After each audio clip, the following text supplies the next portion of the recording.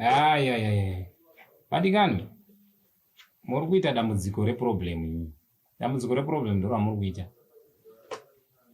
Munyama ka haugezwi munhu achimhanya.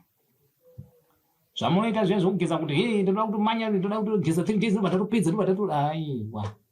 Munyama hachisi chekutamba nacho chamunongogeza magezero amunongoita. Yekungoti ndoda kugeza munyama izvezvizvi ndoba tatoda izvozvo zvamuzobva zvatofamba zvotoda izvozvo. Aiwa. Munyama woite sezvozvo. Munyama unoda time, take it easy kwachigeza munyama.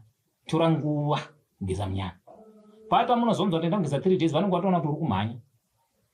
Paunoyankira wapo pechinzi ndageza 3 days ndoneso vanonge vatoona kuti aiwa chitanya vari kumhanya.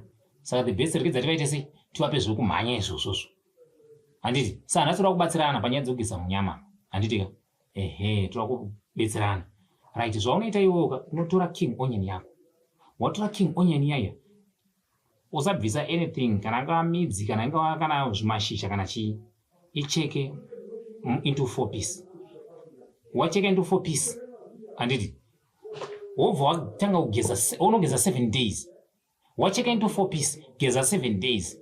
Zvakare usati wageza nhasi kana ndiyo unogeza mangwana, wageza mangwana unoti wageza nhasi mangwana uigeze ugeze panopera 4 days wozotangidza pane dzokutanga dzedzi 7 days uchiita sei uchigeza munyama. Handiti ka zvakare mudzi womunhu ndiro unobatsira. Mudzi womunhu unotora mudzi womunhu ndiro wotsonda wokuya. Handiti ka wovatsa mvura wovata urimo, wovata uri mvura womuka mangwana kuseni uchiita sei uchigeza. Usapukuta, usaita sei regedza uome wega. Unosiya wakadaro ubva waita sei wobva waoma. Mudzi womunhu ndiro unoita sei unobatsira. Unobva wageza zvakare 7 days. Sezvaunongoita munamato ndomagezero unongoita sei aunongoita.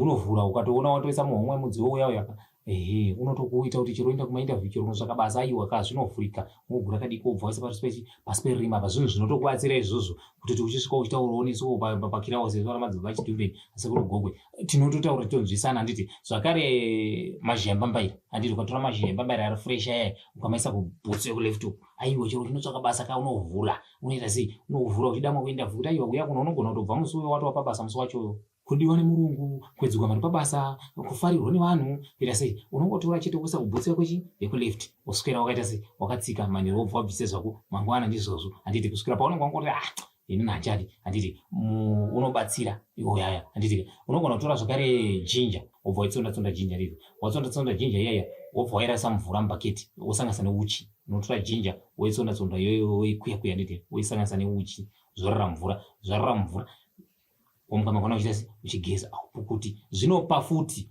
kuti ufarirwe udiwa nevanhu panga pabasa zvingazoita zvese zvoda kuvhurika zvoita sei zvinovhurika nejinja yakatsonda sanganiswa neuchi zvarara mubhaketi muka kuchita sei uchigeza. Batsirana vabereki zvinhu chibatsirana tichienda mberi chivhura zvakavharwa. Handiti ka manza inopenya ka toti manja dzipenye tibatsira. Saka zviripo zvimwe zvotosangana zvomulaife zvoitika neusaziya zvimwe zvotosangana zvotisingazivi patiita sei zvichitikanganisa pakufamba.